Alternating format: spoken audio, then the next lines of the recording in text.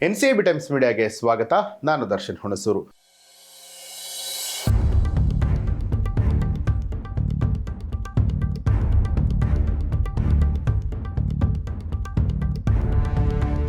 ಗೋವುಗಳಿಗೆ ಆಹಾರ ನೀಡಿ ಅರ್ಥಪೂರ್ಣವಾಗಿ ಸಂಕ್ರಾಂತಿ ಆಚರಣೆ ಮಾಡಿದ ನರೇಂದ್ರ ಮೋದಿ. ದೇಶದಾದ್ಯಂತ ಸಂಕ್ರಾಂತಿ ಹಬ್ಬದ ಸಂಭ್ರಮ. ಈ ಒಂದು ಹಬ್ಬದ ಸಮಯದಲ್ಲಿ ದೇಶದ ಪ್ರಧಾನಿ ನರೇಂದ್ರ ಮೋದಿ ಅವರು ಕೂಡ ಗೋವುಗಳಿಗೆ ಆಹಾರವನ್ನ ನೀಡಿ ಅರ್ಥಪೂರ್ಣವಾಗಿ ಪೊಂಗಲ್ ಆಚರಣೆಯನ್ನ ಮಾಡಿದ್ರು. ಹೌದು, ದೇಶದ ನಾನಾ ಭಾಗಗಳಲ್ಲಿ ಬೇರೆ ಬೇರೆ ಹೆಸರಿನಿಂದ ಸಂಕ್ರಾಂತಿ ಹಬ್ಬವನ್ನ ಆಚರಣೆ ಮಾಡಲಾಗುತ್ತೆ. ತಮಿಳುನಾಡಿನಲ್ಲಿ ಪೊಂಗಲ್ ಅನ್ನುವಂತಹ ಹೆಸರಿನಿಂದ ಇದನ್ನ ಕರೆಯಲಾಗುತ್ತೆ. ಇದು ಕೇವಲ ತಮಿಳು ಸಮುದಾಯದ ಹಬ್ಬವಲ್ಲ, ಪ್ರಪಂಚದಾದ್ಯಂತ ಎಲ್ಲರೂ ಕೂಡ ಉತ್ಸಾಹದಿಂದ ಆಚರಿಸುವಂತ ಜಾಗತಿಕ ಹಬ್ಬವಾಗಿ ಹೊರಹೊಮ್ಮಿದೆ. ಹೀಗಾಗಿ ಪೊಂಗಲ್ ಹಬ್ಬವನ್ನ ಪ್ರಧಾನಿ ನರೇಂದ್ರ ಮೋದಿ ಅವರು ಕೂಡ ಆಚರಣೆ ಮಾಡಿದ್ದಾರೆ.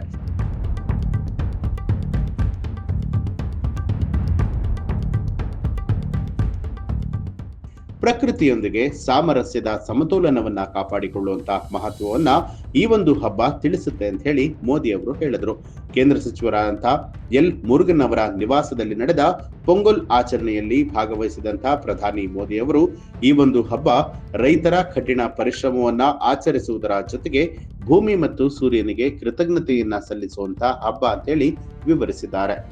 ಕೇಂದ್ರ ಸಚಿವರಾದ ಮುರುಗನ್ ಅವರ ನಿವಾಸದಲ್ಲಿ ಪೊಂಗಲ್ ಹಬ್ಬ ಬಹಳನೇ ಅದ್ದೂರಿಯಾಗಿ ಆಚರಣೆಯಾಯಿತು. ಗೋವುಗಳಿಗೆ ಆಹಾರವನ್ನ ನೀಡಿ ಅರ್ಥಪೂರ್ಣವಾಗಿ ಸಂಕ್ರಾಂತಿ ಹಬ್ಬವನ್ನ ಆಚರಣೆ ಮಾಡಲಾಯಿತು. ಮೋದಿ ಈ ಹಬ್ಬದ ಸಂದರ್ಭದಲ್ಲಿ ಮಾತನಾಡಿದ್ರು. ಪೊಂಗಲ್ ನಮಗೆ ಕೇವಲ ಕೃತಜ್ಞತೆ ಪದಗಳಲ್ಲ, ನಮ್ಮ ದೈನಂದಿನ ಜೀವನದ ಅವಿಭಾಜ್ಯ ಅಂಗವಾಗಬೇಕು ಅನ್ನುವಂಥದ್ದನ್ನ ನೆನಪು ಮಾಡುತ್ತೆ. ಭೂಮಿಯು ನಮಗೆ ಇಷ್ಟೊಂದು ನೀಡಿದಾಗ ಅದನ್ನ ಪಾಲಿಸುವಂಥದ್ದು ಹಾಗೆ ರಕ್ಷಣೆ ಮಾಡುವಂಥದ್ದು ನಮ್ಮ ಜವಾಬ್ದಾರಿ ಅಂತ ಹೇಳಿದ್ರು.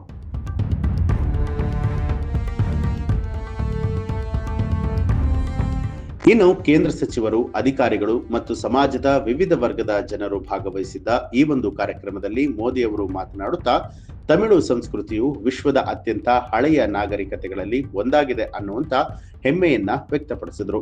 ಶತಮಾನಗಳ ಬುದ್ಧಿವಂತಿಕೆ ಮತ್ತು ಸಂಪ್ರದಾಯಗಳನ್ನ ಒಳಗೊಂಡಿರುವಂತಹ ಈ ಒಂದು ಸಂಸ್ಕೃತಿ ಇತಿಹಾಸದಿಂದ ಪಾಠವನ್ನ ಕಲಿಸುತ್ತೆ ಮತ್ತು ಭವಿಷ್ಯಕ್ಕೆ ಮಾರ್ಗದರ್ಶನವನ್ನ ಕೊಡುತ್ತೆ ಅಂತ ತಿಳಿಸಿದ್ರು. ಈ ಒಂದು ಪರಂಪರೆಯಿಂದ ಪ್ರೇರೇಪಿತರಾಗಿ ಇಂದಿನ ಭಾರತ ತನ್ನ ಸಾಂಸ್ಕೃತಿಕ ಬೇರುಗಳಿಂದ ಬಲವನ್ನ ಪಡಿತಾ ಇದೆ. ಪೊಂಗಲ್ನ ಶುಭ ಸಂದರ್ಭದಲ್ಲಿ ಭಾರತವನ್ನ ಮುನ್ನಡೆಸ್ತಾ ಇರುವಂತಹ ನಂಬಿಕೆ ಮತ್ತು ಏಕತೆಯ ಮನೋಭಾವ ಅದರ ಸಂಸ್ಕೃತಿಯೊಂದಿಗೆ ಆಳವಾದ ಸಂಪರ್ಕವನ್ನ ಹೊಂದಿದೆ ಅಂತ ಹೇಳಿ ತಿಳಿಸಿದ್ರು.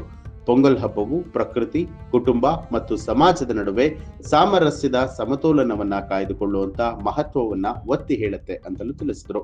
ಮಣ್ಣಿನ ಆರೋಗ್ಯವನ್ನ ಕಾಪಾಡುವಂಥದ್ದು, ನೀರನ್ನ ಸಂರಕ್ಷಣೆ ಮಾಡುವಂಥದ್ದು ಮತ್ತು ಭವಿಷ್ಯದ ಪೀಳಿಗೆಗೆ ಸಂಪನ್ಮೂಲಗಳನ್ನ ಬುದ್ಧಿವಂತಿಕೆಯಿಂದ ಬಳಸಿಕೊಳ್ಳುವಂಥದ್ದು ಅತ್ಯಗತ್ಯ ಅಂತಲೂ ತಿಳಿಸಿದ್ರು.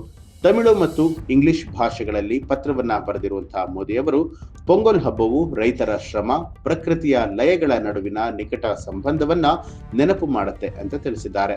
ಆತ್ಮೀಯ ಸಹ ನಾಗರಿಕರೇ, ವಣಕಂ. ಪೊಂಗಲ್ ಹಬ್ಬದ ಸಂತೋಷದ ಸಂದರ್ಭದಲ್ಲಿ ನಿಮಗೂ ಮತ್ತು ನಿಮ್ಮ ಕುಟುಂಬಕ್ಕೆ ನನ್ನ ಹೃದಯಪೂರ್ವಕ ಶುಭಾಶಯಗಳು ಅಂತ ಹೇಳಿ ಬರೆದುಕೊಂಡಿದ್ದಾರೆ. ಪೊಂಗಲ್ ಹಬ್ಬವು ಕೃಷಿ, ಶ್ರಮಶೀಲ ರೈತರು, ಗ್ರಾಮೀಣ ಜೀವನ ಮತ್ತು ಕೆಲಸದ ಘನತೆಗಳೊಂದಿಗೆ ಆಳವಾದ ಸಂಬಂಧವನ್ನ ಹೊಂದಿದೆ ಅಂತಲೂ ತಿಳಿಸಿದ್ರು. ಸಾಂಪ್ರದಾಯಿಕವಾಗಿ ಭಕ್ಷ್ಯಗಳನ್ನ ತಯಾರಿಸೋದಕ್ಕೆ ಹಾಗೂ ಸಂತೋಷವನ್ನ ಹಂಚಿಕೊಳ್ಳುವಂತಹ ಕುಟುಂಬಗಳು ಒಟ್ಟಾಗಿ ಬರ್ತಾ ಇದೆ. ಇದು ತಲೆಮಾರುಗಳಾದ್ಯಂತ ಬಾಂಧವ್ಯವನ್ನ ಬಲಪಡಿಸುತ್ತೆ ಮತ್ತು ಒಗ್ಗಟ್ಟಿನ ಮನೋಭಾವವನ್ನ ಬಲಪಡಿಸುತ್ತೆ ಅಂತ ಹೇಳಿ ಮೋದಿ ಅವರು ತಿಳಿಸಿದ್ದಾರೆ.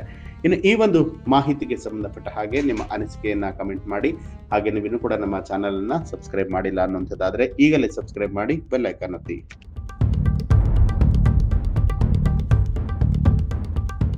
ಇದು ಈ ಹೊತ್ತಿನ ಪ್ರಮುಖ ಸುದ್ದಿ. ಈ ಒಂದು ಮಾಹಿತಿಗೆ ಸಂಬಂಧಪಟ್ಟ ಹಾಗೆ ನಿಮ್ಮ ಅನಿಸಿಕೆಯನ್ನ ಕಮೆಂಟ್ ಮಾಡಿ. ಹಾಗೆ ನೀವಿನ್ನೂ ಕೂಡ ನಮ್ಮ ಚಾನೆಲ್ ಅನ್ನ ಸಬ್ಸ್ಕ್ರೈಬ್ ಮಾಡಿಲ್ಲ ಅನ್ನುವಂಥದ್ದಾದ್ರೆ ಈಗಲೇ NCIB ಟೈಮ್ಸ್ ಮೀಡಿಯಾ ಚಾನೆಲ್ ಅನ್ನ ಸಬ್ಸ್ಕ್ರೈಬ್ ಮಾಡಿ, ಬೆಲ್ ಐಕಾನ್ ಒತ್ತಿ.